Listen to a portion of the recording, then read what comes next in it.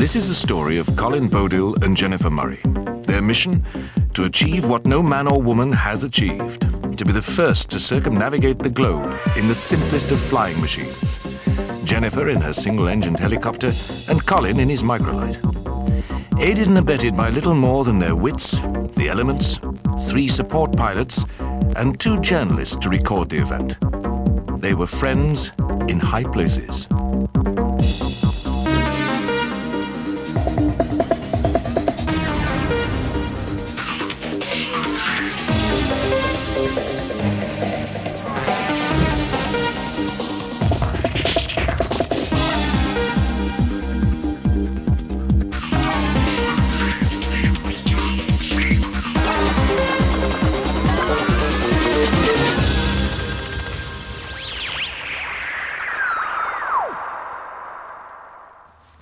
I'm just a communal garden housewife, getting on a bit. Ever since I got married, my focus has really been on my husband and then my children. I mainly fly microlights for a living, but usually go off on adventures around the world or whatever. My husband went and bought a half-Schöner helicopter. Well, I got into microlights really from a progression from hang gliding. I started hang gliding in the mid-70s. I'd never even thought of flying. I'd done the Australian flight, set a record from London to Sydney. I thought he was crazy flying a Schöner helicopter because neither of us knew how to fly. But then he said to me, well, I haven't got time to learn, so you better. So she did.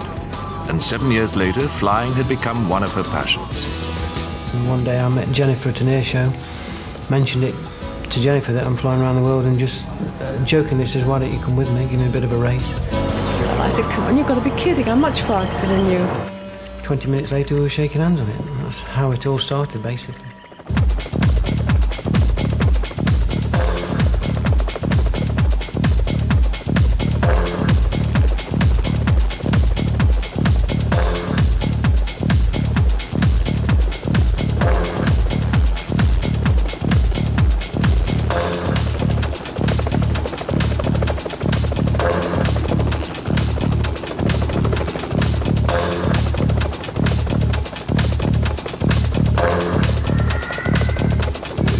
Our main goal is both of us to go for solo world records. Which is something Jennifer tried before. In 1997, she circumnavigated the globe in her helicopter, but couldn't claim a record because she was accompanied by Q Smith. This time around, he'll fly the camera helicopter. Somehow, I wound up getting involved in flying around the world, and I love what that is, and it is the most awesome experience I think you can have. He is the solo world champion, and he, arguably, I'd say there's no one better than he. The helicopter is a part of him, and yes, I had huge confidence in him. Technical support and general baggage handling would be taken up by a single-engine Cessna Caravan flown by commercial pilot James Davy and an old friend of Jennifer's, Heinz Rust. At the FAI in Switzerland, Thierry Montigneaux explains the basic requirements for Colin and Jennifer's record attempt. You cannot go for anything. We have specific types and categories of records. For example, distance, speed, altitude, and what we call speed around the world as far as around the world flights are concerned. Basically, a pilot, the sum of all his official legs that will qualify for the flight must equal a distance of at least 36,788 kilometers. To put it simply, he must fly the length of the Tropic of Cancer at least. In order to cover the required distance, Jennifer and Colin have planned a route that will take in 30 countries in 86 days. With a maximum range of about 700 miles, they will have to make numerous refueling stops and will only be able to cross the Atlantic and Pacific Oceans by entering the Arctic Circle, where the extreme cold and unpredictable weather will make flying extremely hazardous. So having planned the route and found a host of sponsors, some 18 months later, both helicopter and microlight were undergoing their final checks. For the crew, there were also a few hurdles to overcome, not least of which was some basic safety training. We're going to Yeovilton, to the RAF base there, and we're all off to do the Dunker course. Yeovilton Naval Base is the home of the Underwater Escape Training Unit, commonly known as the Dunker. You fall out of the sky, crash position, bang, bang, bang, you hit the water and settle. As soon as the aircraft's... Navy aircrews come here to learn the procedure that could save their lives should their helicopter make an unscheduled landing in water. Techniques that the now crew members must also master. Eventually they decide to put the training into practice. First time around, the Dunker stays upright. The aircrew take a deep breath and wait for it to fill up before making an escape.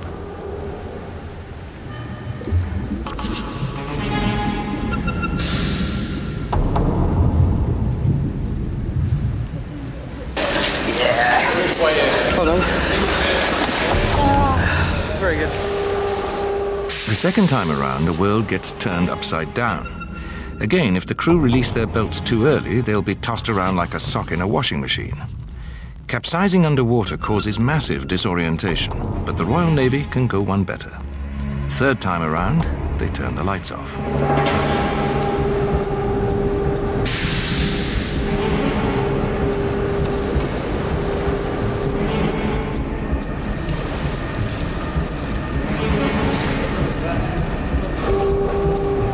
Doing this Dunker course, I have to say, is one of the most traumatic things that I hope that will happen to us on this entire round-the-world trip.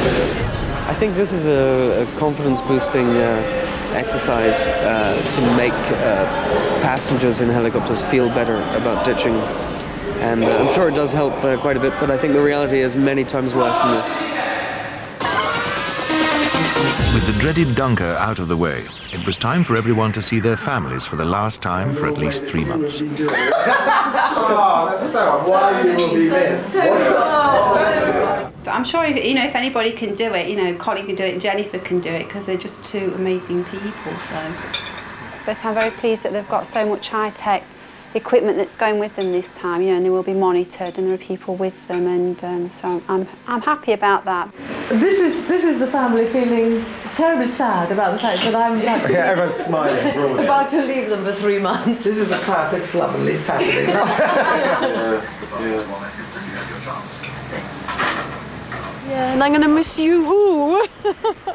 Big kiss. I know. Okay, let's go for a walk. They're a great family. Yeah, I'm going to miss them. At least I'm really doing what I love to do. And, if I was unlucky enough to go down, at least I'll have gone down doing what I love to do. There was also a word of encouragement from the patron of Operation Smile, the team's chosen charity. Of course, it all changes. I'd like to wish Jennifer Murray and Colin Bodill just huge luck on this great adventure, the Now Challenge. Jennifer will be the first woman to fly around the world in a helicopter, and Colin will be the first man to circumnavigate the globe in a microlight.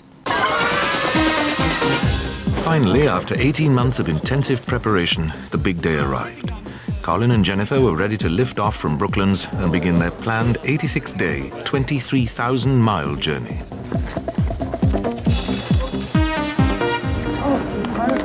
Absolutely wonderful. You've picked a fantastic day for it today. How are you feeling? I'm feeling excited, yeah, a little bit nervous, but excited. If anyone can do it, they can do it. I haven't had much time to be nervous, The biggest problem with weather is big ocean crossings when you can't land. They should have gone on the 28th of April, and the weather windows then were really favourable when... There's the blue skies, there are the incredible views, wonderful people. I tell you, it's fantastic. Been building up for a long time. I think it's probably quite a good thing that she's finally off, yeah. From people all over the world who've been helping us get our clearances, getting permissions, seeing that fuel is in place, which reminds me... Okay, Q is ready. And I'm ready. I'm definitely ready. And Colin, you roll and stay low for the press. Stay low for the press. Okay, firm. Are we ready now to go?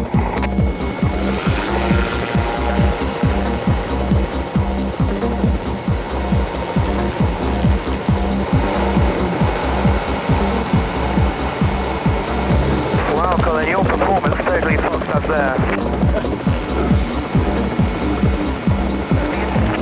Okay, we're going to have to do a low pass of the runway because that was an aborted takeoff. So if you can try and get quite close, Jen. Right, Jen. I can't see her. I need to... Takeoff accomplished. Time for one low pass and a final wave goodbye to loved ones and the media. Okay, we're on our own now. Okay, see you then. Brooklyn, thank you very much. The two helicopters now heading out southeast along the south side of the zone and to call Heathrow 1199. I am too. I like to think that I might have inspired other women, and I suppose you could call it striking a blow for women in that, hey, let's show these guys we can do it too.